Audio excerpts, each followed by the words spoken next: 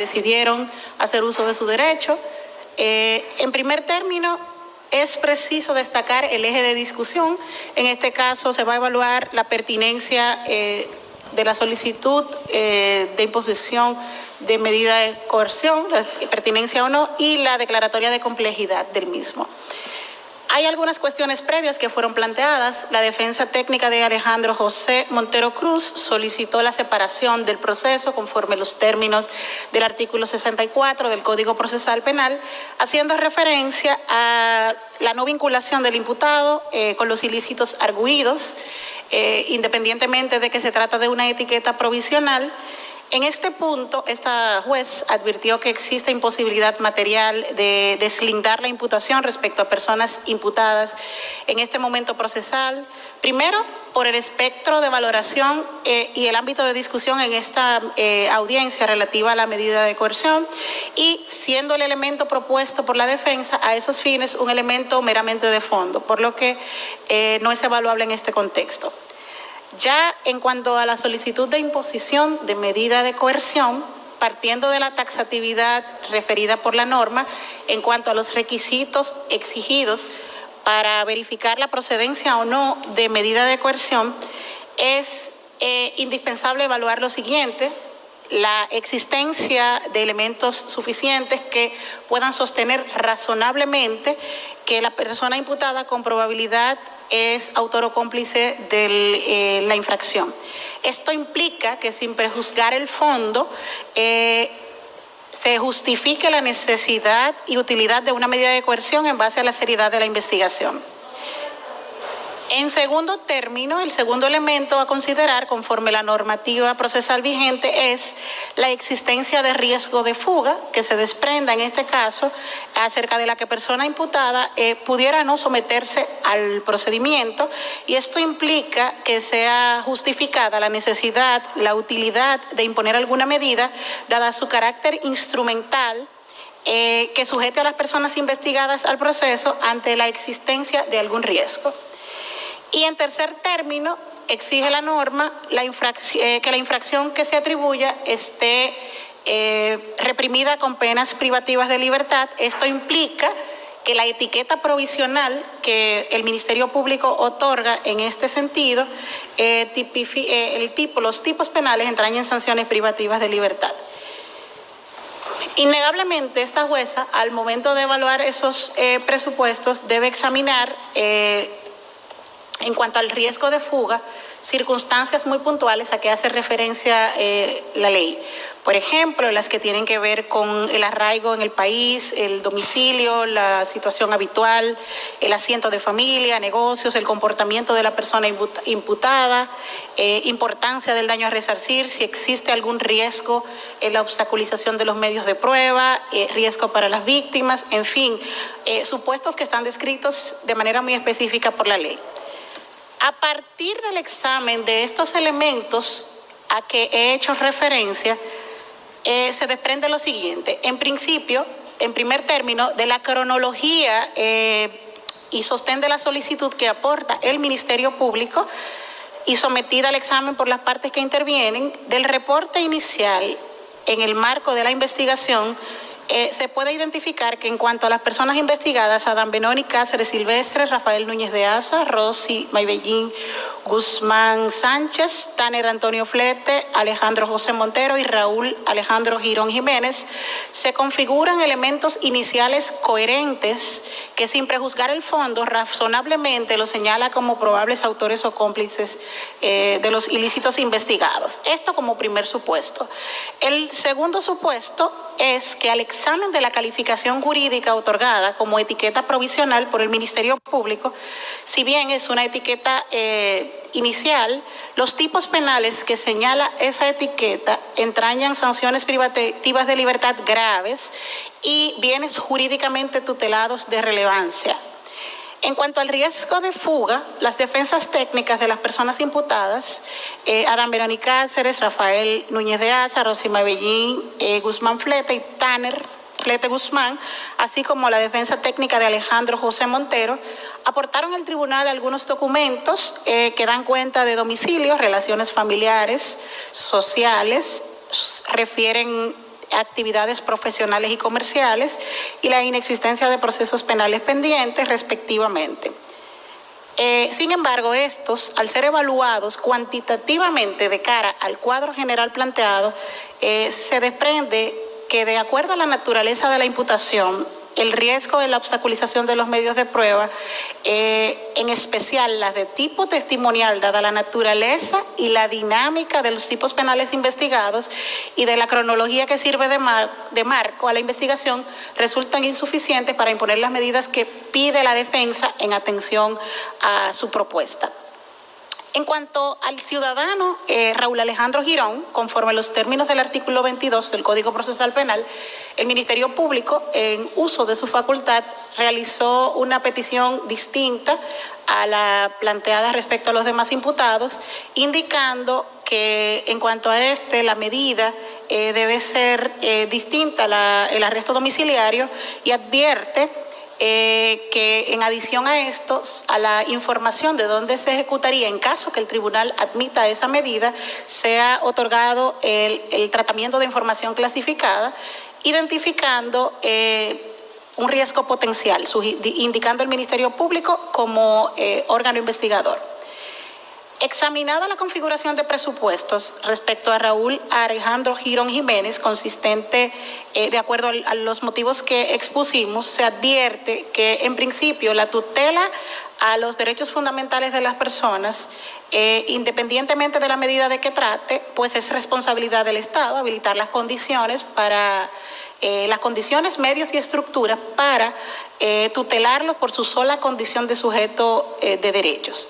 Y en ese marco, el cumplimiento de una medida de esa naturaleza no está exenta de ese resguardo, por lo que entiende pertinente y coherente la solicitud del Ministerio Público. Y en ese punto, la autorización que el manejo de la información del domicilio se daría, lo que implica confidencialidad en su utilización, no solo para fines de contacto a través de la Procuraduría General de la República como custodia del mismo por parte del Tribunal Control, sino para fines de convocatoria a través de la Procuraduría. En ese sentido, y en adición a lo antes planteado, ha solicitado el Ministerio Público la declaratoria de complejidad del proceso, conforme los términos del artículo 369 y 370, postura que fue rebatida por la defensa técnica, partiendo de que el impacto de esta declaratoria respecto a personas individualizadas o no individualizadas. En cuanto a ese aspecto, es preciso señalar que las reglas de complejidad no son un instituto procesal de impacto individual, sino que en caso de ser acogido, esto impacta en el proceso, en los plazos para deliberación, en los aspectos relativos a la investigación y en los plazos procesales que son inherentes a todas las partes. Al examen de esto se desprende, en principio, de cara a los requisitos establecidos por la ley, la configuración de todos los presupuestos para declarar complejo el proceso. En primer término, porque a la fecha existe pluralidad de personas identificadas o individualizadas, pluralidad de conductas descritas por el investigador. Si bien se trata de una etiqueta provisional, a la fecha entrañan unos tipos penales que en el corpus normativo de derecho internacional se refieren a tipos de naturaleza estructurada, cuyo abordaje investigativo y el ejercicio probatorio inclusive resulta distinto a las conductas y a la tramitación cotidiana de otras conductas existentes. Tomando en consideración esto, el tribunal ha decidido lo siguiente: en cuanto a la forma, acoge como buena y válida la solicitud del Ministerio Público. En cuanto a la instancia, por cumplir con los parámetros establecidos por la ley. En cuanto al fondo, declara aplicables las reglas para asuntos complejos estipulados en las disposiciones de los artículos 369 y 370 del Código Procesal Penal. En cuanto al fondo de la solicitud de imposición de medida de coerción, impone a los ciudadanos Adán Benoni Cáceres Silvestre, Rafael Núñez de Asa, Tanner Antonio Flete Guzmán y Alejandro José Montero Cruz, de generales que constan. La medida de coerción establecida en el numeral séptimo del artículo 226 del Código Procesal Penal relativa a prisión preventiva por espacio de 18 meses a cumplir en el Centro Correccional y Rehabilitación Najayo Hombres. Impone a la imputada Rosy Maybellín Guzmán Sánchez, la de generales que constan, la medida de coerción establecida en el numeral séptimo del artículo 226 del Código Procesal Penal, a ser cumplida por el mismo periodo de 18 meses en el Centro Correccional y Rehabilitación Najayo Mujeres. En cuanto al imputado Raúl Alejandro Girón Jiménez, impone la medida de coerción consistente en arresto domiciliario consignada en el artículo 226 del precitado código bajo custodia de la Procuraduría General de la República, autorizando a su vez que el manejo de la información del domicilio donde se ejecutará esta medida sea proporcionado al Tribunal Control del Proceso con carácter confidencial y se otorgue el tratamiento de información clasificada, lo que implica la confidencialidad en su utilización solo para fines de contacto y convocatorias a los actos procesales que fuere menester. Ordena que la decisión sea remitida por ante el primer juzgado de la instrucción del Distrito Nacional, juzgado apoderado del control de la investigación. Fija la revisión obligatoria de las medidas de coerción impuestas para el día que contaremos a martes 10 del mes de agosto del año 2021. Ordena a la secretaria del tribunal la entrega de la presente resolución de manera íntegra a las partes presentes y representadas. En este punto, pues, es la decisión. Pasen buenas tardes.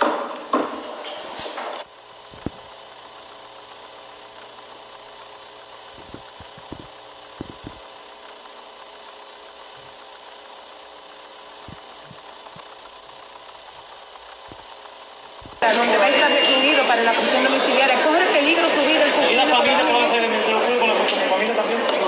Con referente a la seguridad, el mismo tribunal se ha expresado y el mismo Ministerio Público ha establecido que ellos son responsables, que ellos tienen un cuerpo élite especialmente para eso.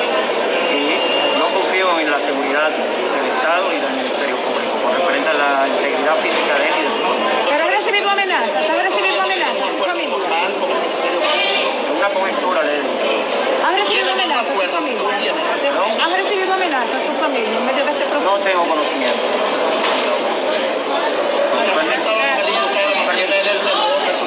Permiso, por favor. Gerardo Colonia.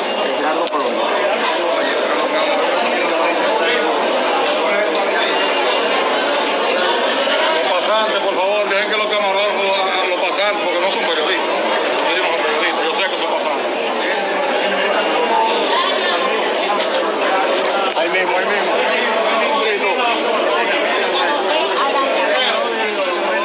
No, échese más para adelante, ven, échese más para adelante.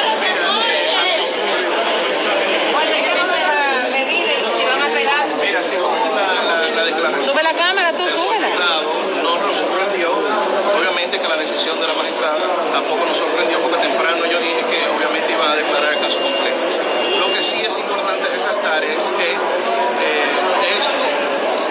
esta situación que se dio hoy, obviamente, es una situación de desfalco, no hay una auditoría.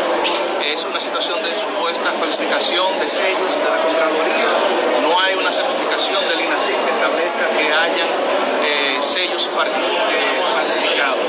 Y tercero, se habla de que hay especialismos de militares, de cientos de militares y policías. Y esos especialismos supuestamente le daban un porcentaje a nuestros representados. De los cientos de militares, ¿verdad? En la medida que es una cintila probatoria, no presentaron un solo. Entonces, lo que vamos a ver es la resolución para determinar los fundamentos de ella y ver si se apela o si se hace una revisión. ¿A qué se debió, entienden ustedes, esta condena que hace la magistrada? ¿A prisión?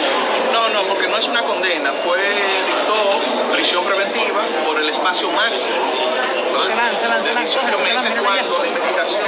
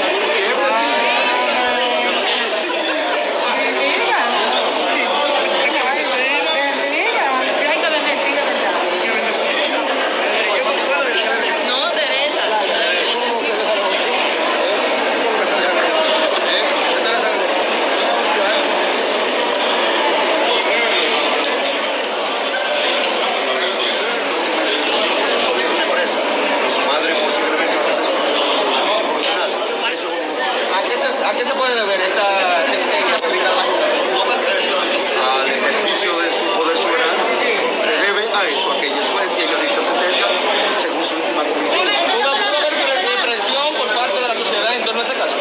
Yo creo que la presión, los jueces son seres humanos, pero en derecho, hablando en buen derecho, son medidas que son totalmente improcedentes. En buen derecho. Vamos a analizar la decisión y a partir de ese análisis jurídico que se haga, tomaremos entonces la decisión práctica. Muchísimas gracias.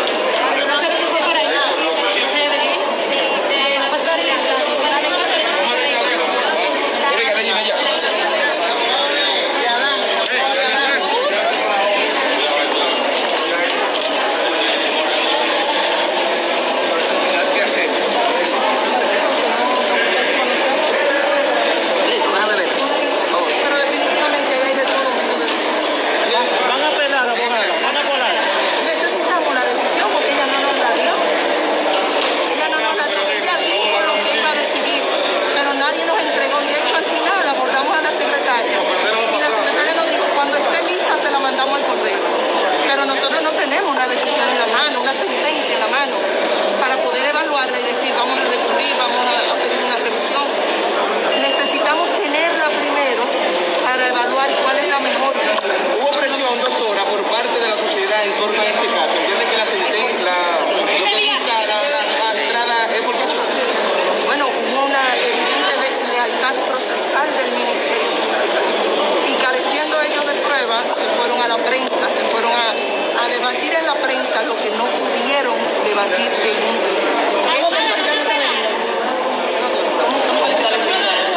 La medida es evidentemente arbitraria, no es objetiva y no responde al derecho. A partir de este momento, cualquier empresario, cualquier persona, cualquier autoridad, basta con que un ministerio público quiera imputarlo, lo tranque, lo prive de defenderse, filtre una serie de informaciones sesgadas a la prensa y eso será suficiente, señores, para que cualquiera lo tranque en este país. ¿Por qué no fue enviado a operaciones especiales y en este caso a Najayo? No, es que, bueno, ¿por qué no fue enviado? Mire, según el libreto de Girón y el Ministerio Público, ellos adelantaron en su discurso, en el discurso de Girón, el por qué Girón entendía que él no debía ir a una cárcel militar.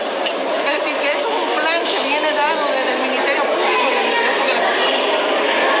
Sin embargo, estamos hablando de un general activo, una persona que manejó un puesto de inteligencia muy alto en este país, que dirigió la seguridad de este país en un momento delicado, y todo eso ha sido ignorado deliberadamente. O sea, realmente esa decisión puede tener lo que sea menos derecho. Ya yo adelanté que necesitamos la decisión íntegra para tomar la decisión de la vía procesal. ¿Cuál es su nombre, abogada?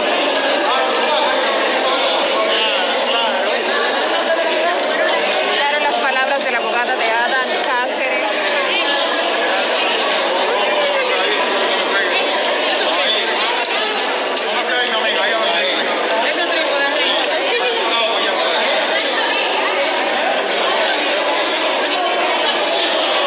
Ahora va a hablar el Ministerio Público con relación.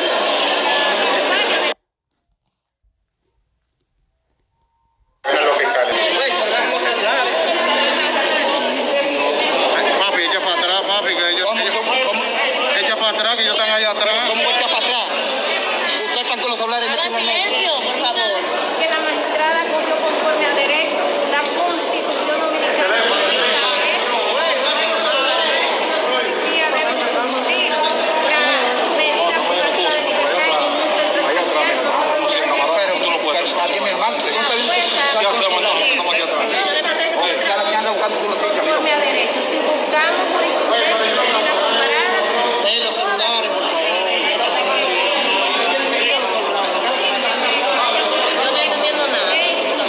de que sean policías militares, sí tienen el derecho a que se tomen medidas sobre su seguridad.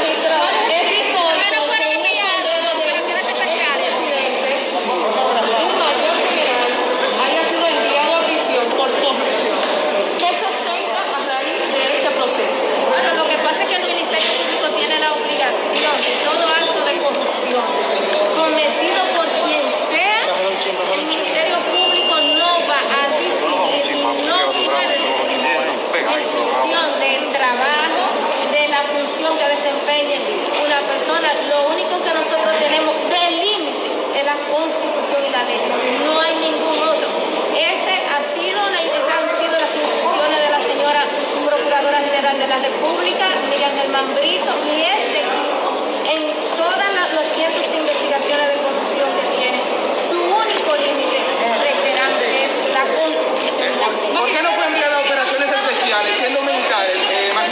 tratándose de un mayor general. Porque eso crea un privilegio irritante y no es posible. La Constitución no lo permite. Se ha hablado de